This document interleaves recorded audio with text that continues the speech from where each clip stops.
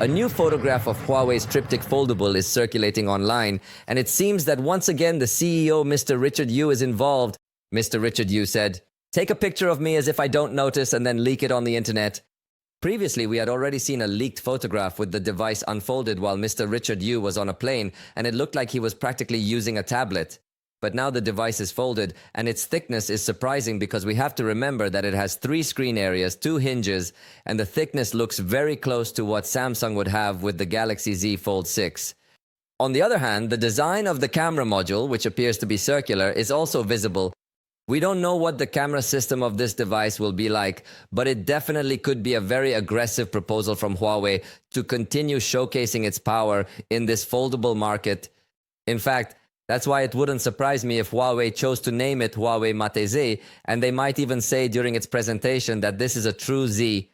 Unlike Samsung's foldables, I am almost certain that during the presentation, they will spend their time comparing it to Samsung's foldable to humiliate it as much as possible.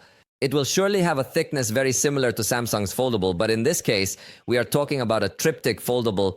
Surely the camera will be better than the camera on Samsung's foldable, so it definitely looks very attractive.